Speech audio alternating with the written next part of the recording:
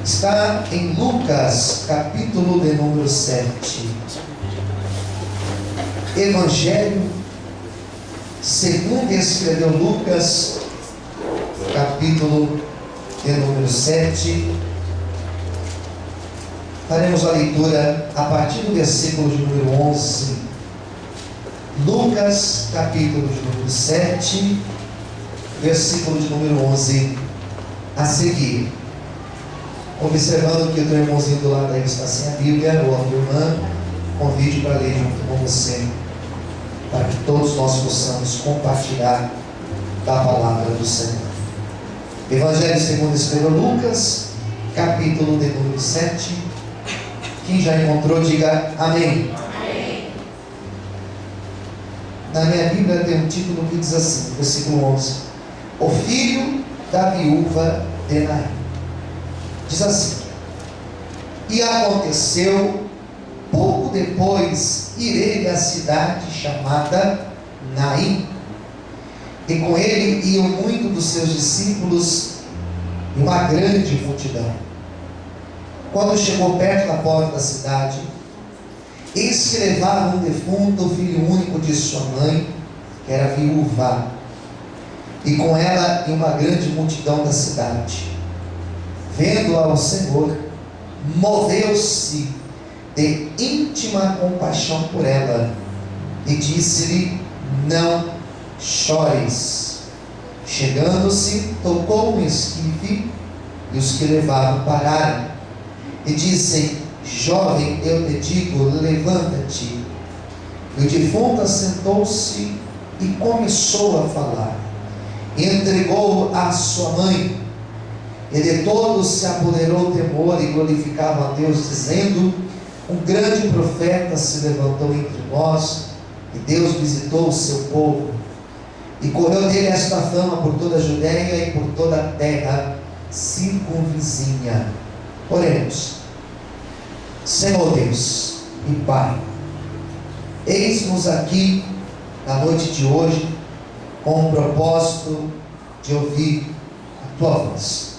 Fala conosco, revela a Tua palavra, revela o Teu querer às nossas vidas, pois precisamos ouvir Tua voz. Nos abençoe em nome de Jesus. Amém e graças a Deus. Você pode aplaudir e glorificar o Senhor esta noite.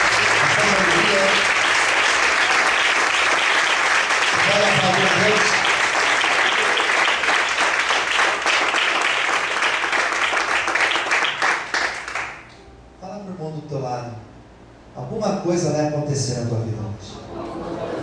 Não, vamos corrigir. Diga assim: alguma coisa boa vai acontecer na tua vida hoje. Quem crê, diga amém. Por quê? Eu estou começando a pregação com esta frase. Lucas, ele tem uma característica. A maioria dos textos dele, ele começa com essa frase: E aconteceu o quê? E aconteceu o quê? Ele sempre começa assim, geralmente, depois você pode observar. E aconteceu o quê? Porque onde Jesus passava, aconteceu alguma coisa. E eu creio que Jesus está passando aqui hoje. Eu creio que Jesus está passando lá na tua casa hoje. Eu creio que Jesus está passando lá no hospital, na vida daquela pessoa que nós estamos chorando. Eu creio que Jesus está passando nas áreas da tua vida que hoje você precisa de um milagre. Eu já começo a ação profetizando que Jesus vai passar e alguma coisa boa vai acontecer. Quem crê nisso, glorifique e exalte o nome dele. Aleluia! Mais fortes palmas ao Senhor. Graças a Deus. Amados, o texto fala de uma mulher. Nós não temos nome, nós não temos a idade, temos a informação que ela morava em Naim. Morava onde? Naim. Nasceu em Naim. Era uma cidade daquela época. Segunda informação, ela era uma mulher viúva, tinha perdido a esposa. Aqui já daria uma extensa reflexão. tinha perdido o esposo. Sofria porque agora ela não tinha mais esposo. Não tinha um companheiro, um amigo, o pai do seu filho, o mantenedor da casa. As mulheres não trabalhavam fora. Elas dependiam 100% dos seus maridos. Era difícil naquela época ser uma mulher viúva. Terceira informação que nós temos sobre essa mulher: ela tinha quantos filhos? O que a Bíblia diz? Apenas um filho. E graças a Deus era um filho homem. Por que graças a Deus era um filho homem? Porque ele ia crescer.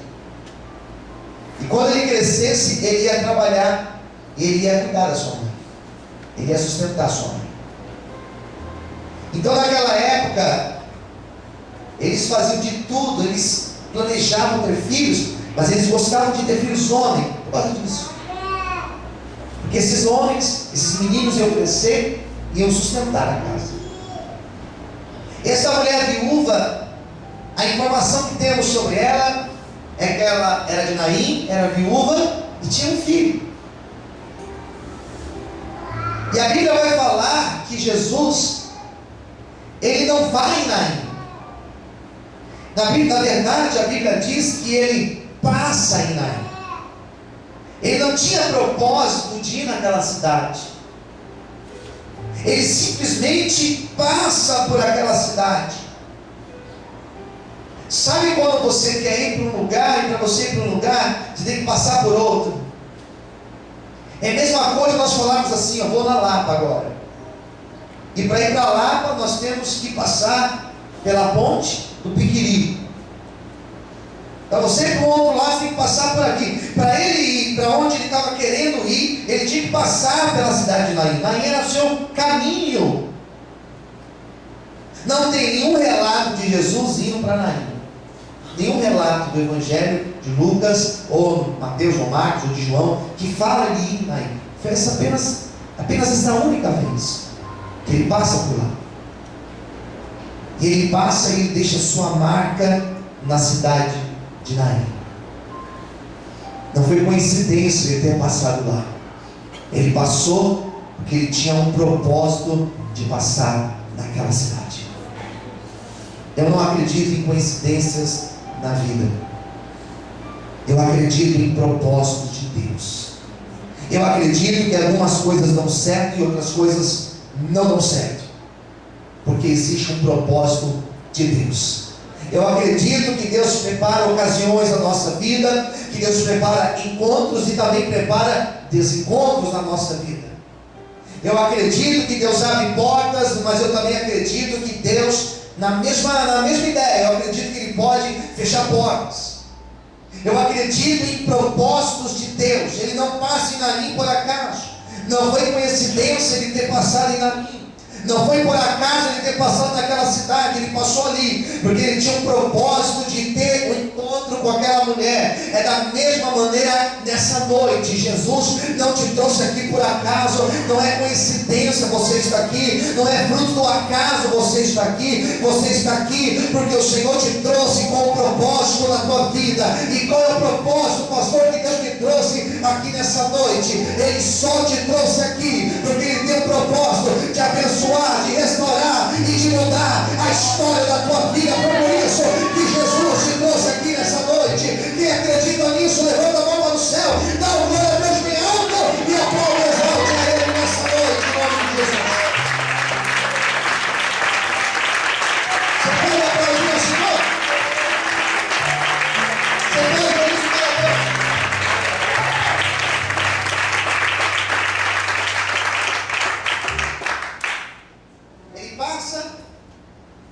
No dia certo e na hora certa. Fala assim para o irmão: para tudo nesta vida existe um dia certo e existe também uma hora certa. Sabe por quê? Porque o que aconteceu aqui foi um encontro. Foi um encontro. Foi um verdadeiro encontro. Porque Jesus, se ele tivesse passado 10 minutos antes, essa história aqui não teria acontecido. Se ele tivesse passado 10 minutos depois, 5 minutos depois, nada disso teria acontecido. O que acontece foi um verdadeiro encontro. Jesus vinha, ele tinha acabado de ter um encontro em Cafarnaum com o centurião. Ele sai desse encontro com uma grande multidão. Eles estavam se dirigindo para uma outra região, e foi nesse momento que uma outra multidão saía de dentro da cidade para o lado de fora da cidade, para sepultar o menino. Nesta época era tradição os cemitérios ficarem do lado de fora do muro da cidade. Ninguém enterrava dentro, enterrava fora. E foi nesse encontro, foi nesse momento que houve um encontro de duas multidões. A que estava com Jesus era uma multidão que estava feliz ou triste? O que vocês acham? Feliz. Por que eles estavam felizes? Porque no lado de Jesus tinha o quê? Tinha cura, tinha milagre, tinha água sendo transformada em vinho, tinha pão sendo multiplicado, tinha peixe sendo multiplicado. Já na outra multidão, pensa comigo, na outra multidão, ninguém estava feliz. Era uma multidão que estava triste, porque eles estavam indo para um enterro. Ninguém vai para o enterro feliz. Ainda mais se eles estavam realmente vivendo a luta daquela mulher. Era viúva, e agora mãe. O que se dá? Que nome que dá para a mãe que perde filho? Não sei, não tem. Tem para o filho que perde o pai, perde a mãe, ele fica órfão. E para a mãe que perde o filho, não tem nem nome esse negócio, porque não é da natureza. O certo são os filhos enterrarem os seus. A natureza é isso. Hoje em dia acontece muito ao contrário. Tem muitos pais enterrando seus filhos. Então, a impressão que nós temos é que uma nuvem de desgraça estava sobre essa mulher. Uma multidão feliz, uma outra multidão triste. E elas estavam tão próximas, tão perto uma da outra. Quem concorda, diga amém. Jesus no meio, e as duas multidões, uma de cada lado. Eu percebo que a tristeza e a alegria, elas estão próximas da gente. Tem dias que são dias maravilhosos, parece que o céu está aberto sobre as nossas vidas. Mas tem dias, irmãos, que realmente a gente tem vontade de sumir no mundo. Quem concorda comigo, diga amém. Tem dias que realmente nós estamos tristes, angustiados, às vezes chorando, porque a luta não está fácil. Mas eu tenho uma notícia de Deus para você hoje. Da mesma forma que a tristeza e a alegria estão próximas umas às outras, da mesma maneira que hoje eu estou feliz, de repente amanhã acontece uma tragédia na minha vida e eu fico triste, acontece algo ruim, eu posso ficar angustiado por causa disso. Na mesma forma também o contrário. Hoje pode ser que o dia foi mal para você, pode ser que a semana foi ruim para você, pode ser que o ano de 2014 foi um ano ruim para você, mas o ano de 2014 não acabou ainda. Pode ser que na tua mente aí você está dizendo: esse ano eu não vejo a hora de acabar e começar um ano novo. Deixa eu falar algo de Deus para você. O ano não acabou ainda, e esse ano ainda Deus pode fazer como o melhor ano da tua vida, como o ano da tua vitória. Quem recebe essa profecia, levanta a mão para o céu e seja abençoado em nome de Jesus.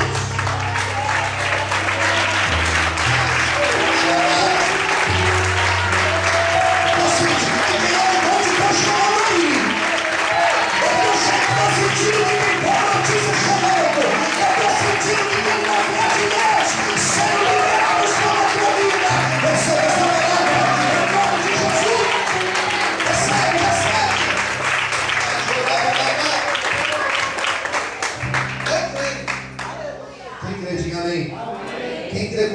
amém? Amém. Daí o que acontece aqui? No texto, diz o seguinte: que Jesus vinha com a multidão, do outro lado da multidão triste, e de repente, Jesus para. Ninguém falou para ele, é aquela mulher, a mãe do menino. Ninguém falou para ele. Ninguém falou para ele, aquela mulher viúva. Ninguém disse isso para ele. Sabe por quê? Porque não era necessário falar. Quem olhava para aquela mulher via a estampa da dor naquela mulher.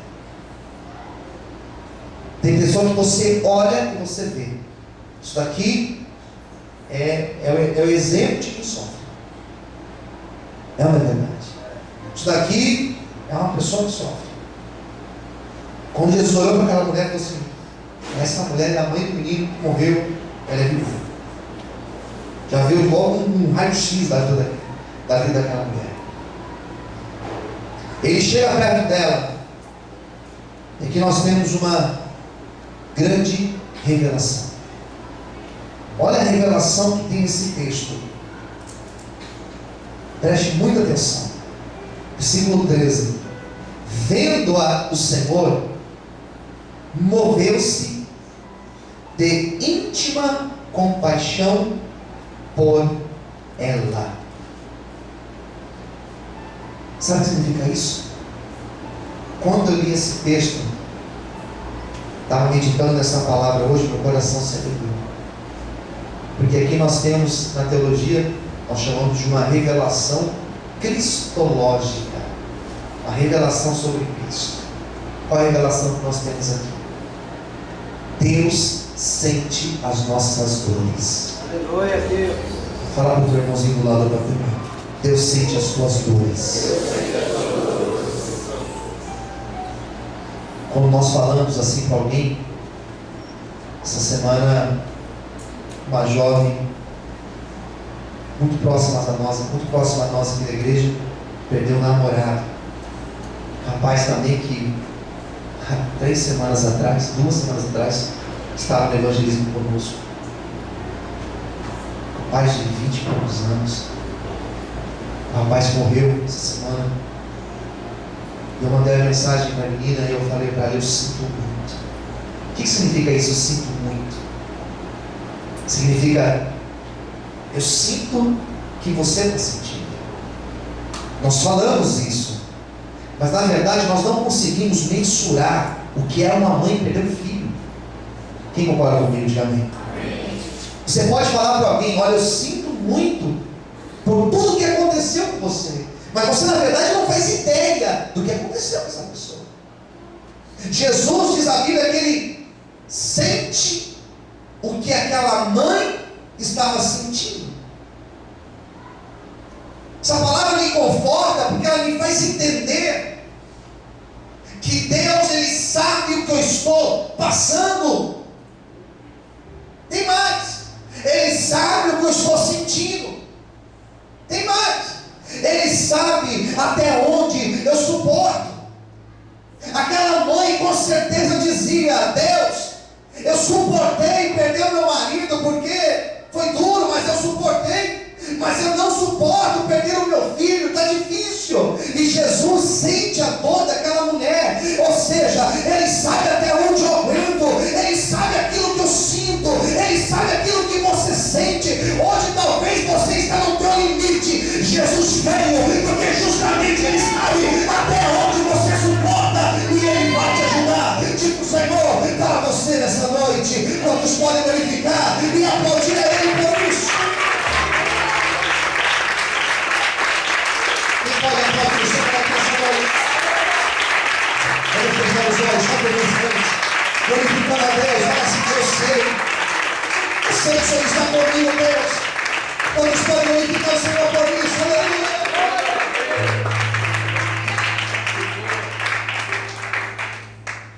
Feche os teus olhos, curva a sua cabeça. Coloque a mão no teu coração. Jesus sabe o que está acontecendo aí dentro de você. Ele sabe qual é a dor que você hoje está sentindo. Ele conhece as suas decepções, Ele conhece as suas frustrações, Ele conhece os teus limites. E nesta noite Ele te abraça. Nesta noite a presença do Senhor te abraça. Nesta noite o Espírito Santo, Ele invade teu coração e manda o Senhor dizer para você hoje: não temas, pois eu estou contigo. Não se abates, porque eu estou contigo. E eu vim, porque eu tenho ouvido o teu clamor, eu tenho ouvido a tua súplica, e é por isso que eu estou aqui nessa noite. Manda Deus dizer para você: quantos podem glorificar o Senhor, quantos podem exaltar e aplaudir a Deus por isso. Aleluia. Estou sentindo Deus aqui nessa noite.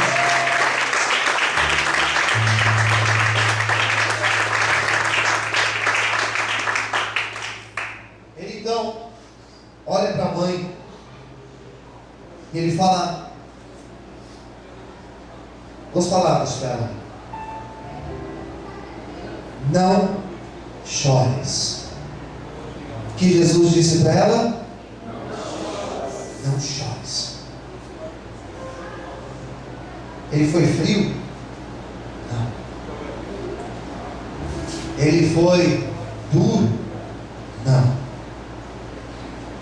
Mas no momento que ele disse para ela: não chores, ele estava dizendo: eu tenho capacidade,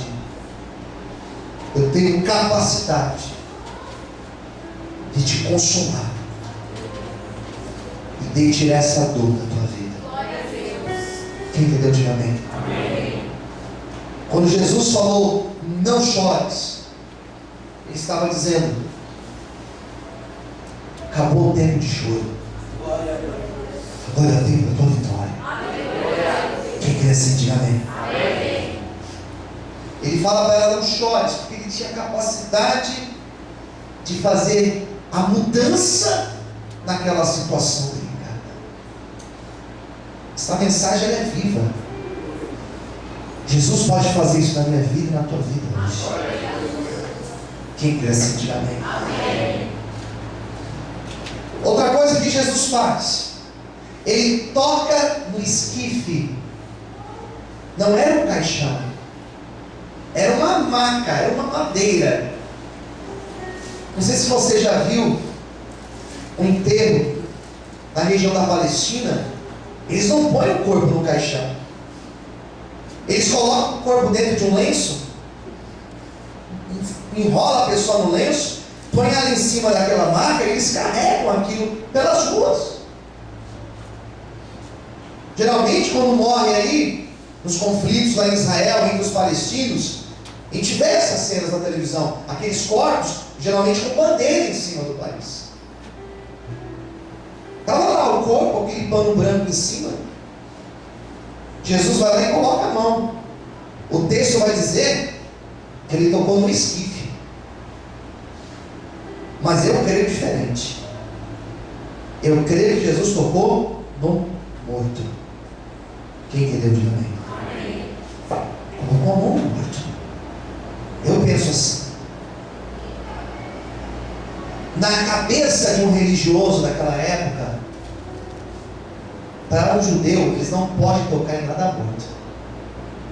Eles não tocam em morto. Está lá em Levíticos para não tocar nos mortos. Mas Jesus tocou no morto, porque Jesus estava muito mais preocupado com a vida daquele rapaz do que com religião. Jesus que eu prego, ele é mais preocupado com a vida do que com a religião, do que com dogmas de qualquer igreja. Tem gente que é apegada à religião, a placa de igreja. Eu sou apegado a Jesus. Glória a Deus. Porque a placa fica, Aleluia. a igreja fica, a religião fica. Jesus não. Amém. Ele nos leva para o céu. Glória a Deus. Ele toca no menino. E no momento que ele toca no menino, diz a Bíblia que aquele corpo que estava frio, aquele corpo gelado, coração não funcionava, pulmão não funcionava, nenhum órgão funcionando, sangue ali parado. O que ele tinha morrido? Não sabemos. Mas no momento que ele toca no menino, A vida que estava nele, a vida que estava dentro de Jesus, começa a entrar naquele menino. Aquele sangue que estava parado, aquele sangue começa a circular novamente. Aquele pulmão que estava parado, aquele pulmão começou a funcionar novamente. Aquele coração que estava parado, aquele coração começou a bombear o sangue novamente. Aquele menino que viu, ele começa a aquecer, ele começa a aquecer, ele começa a se mexer, ele começa a se mexer. Sabe, eu entendo que quando Jesus toca, pode estar morto, ele traz vida, pode estar acabado, ele traz vida, pode estar cheirando mal, ele ressuscita, pode estar acabado, ele restaura. O casamento pode ter falido, Jesus restaura. O filho pode estar nas drogas, Jesus liberta. O meu Jesus, ele é especialista em trazer vida onde está morto. Se tem alguma coisa morta na tua vida, Jesus vai ressuscitar hoje. Quem crê nisso, levanta a mão, glorifica e aplauda a Ele nessa noite, em nome de Jesus.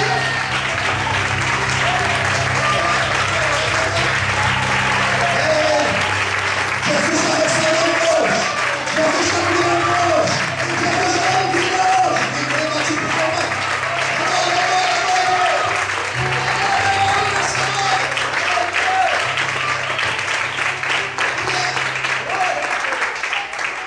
Versículo 14, ele fala: jovem, eu te digo, levanta-te.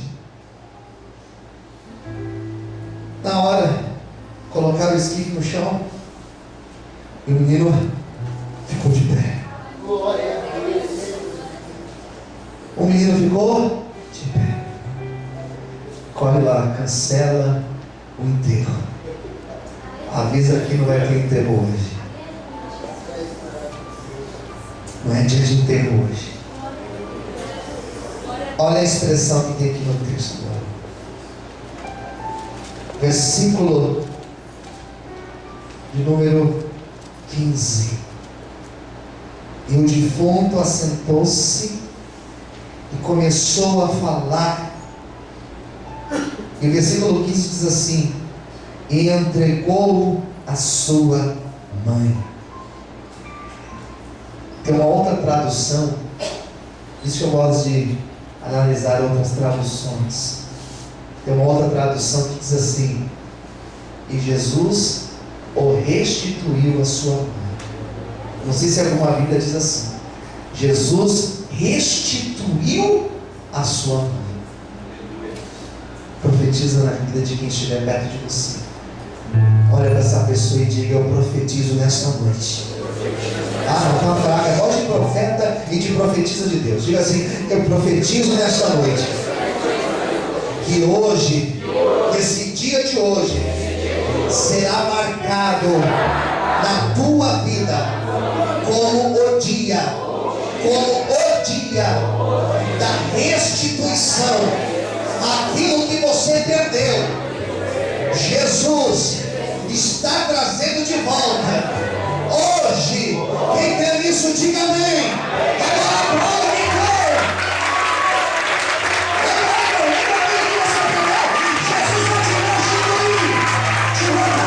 Jesus vai te restituir. Jesus vai te restituir.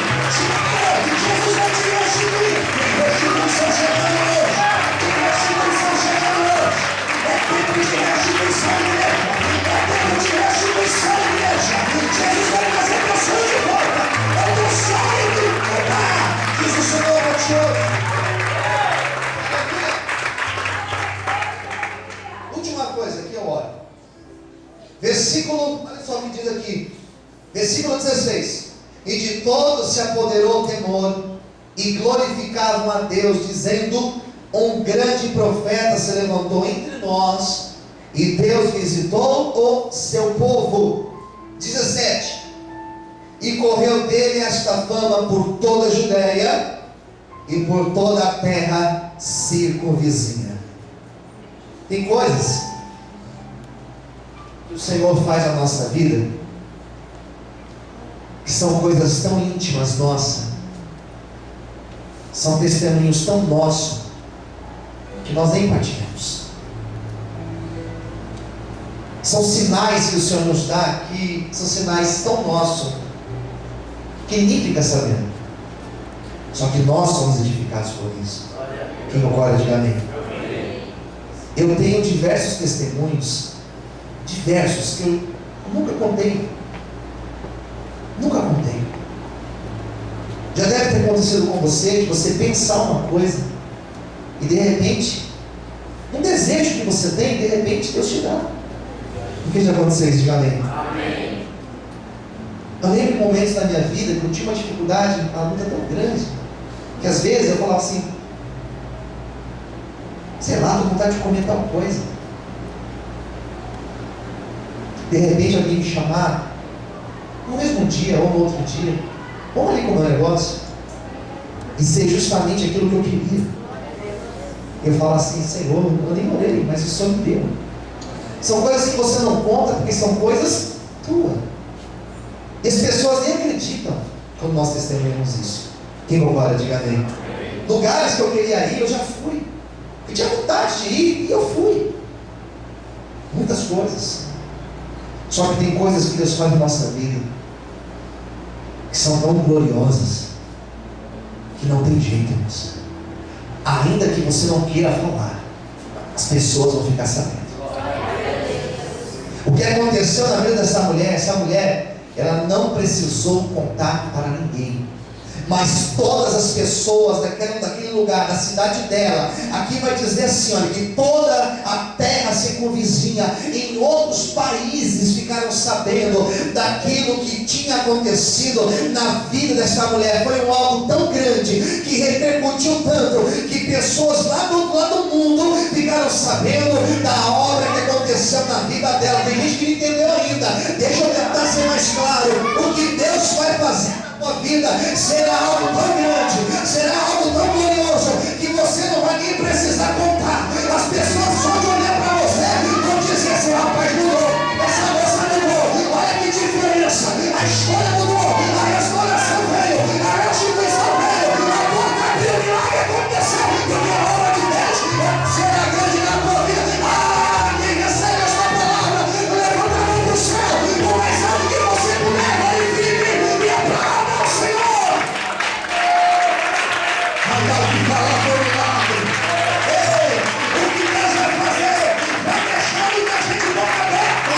Diz o Senhor para ti essa noite. Receba essa palavra sobre a tua vida, em nome de Jesus.